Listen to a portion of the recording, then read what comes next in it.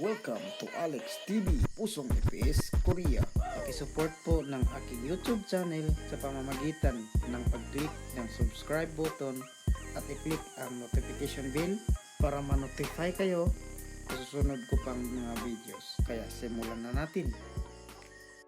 Magandang araw po sa lahat.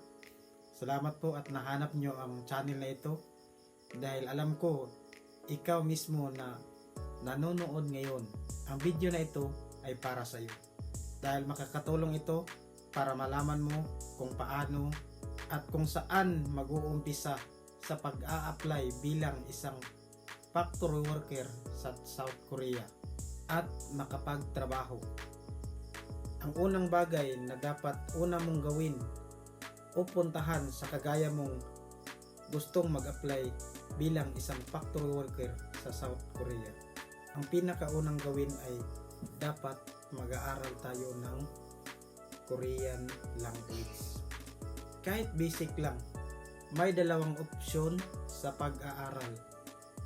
Ang una ay magsi-self-study ka.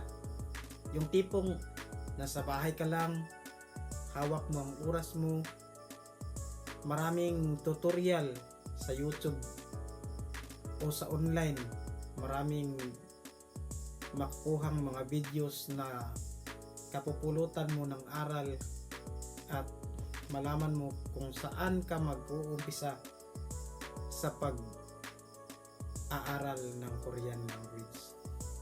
Pero kung hirap ka sa pag-self-study, ang kailangan mo talagang gawin ay mag-enroll ng Korean Language Training Center. At ito ang pinaka-best option para sa iyo. Ang tanong, saan ba mahanap ang mga Korean Language Training Center?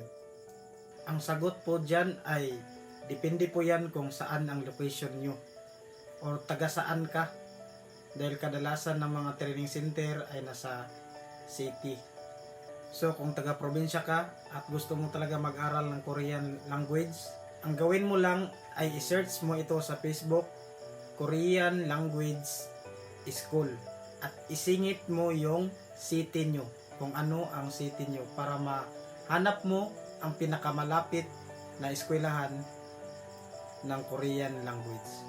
At sigurado yan na may lalabas na Korean school na malapit sa inyo.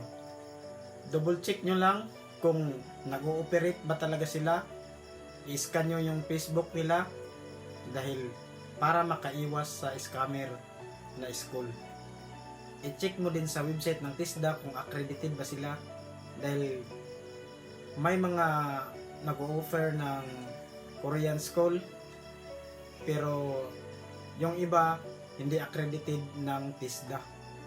At kung accredited, pwede ka nang magpa-enroll at mag-inquire sa kanila. Tawagan mo lang ang contact number nila at mag-inquire kung paano ka makakapag-enroll sa kanilang eskwelahan.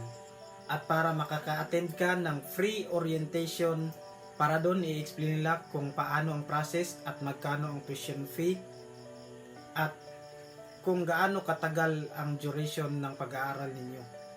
Pero mostly sa mga nababasa ko sa Facebook, 1 month talaga yung pag-aaral ng Korean language.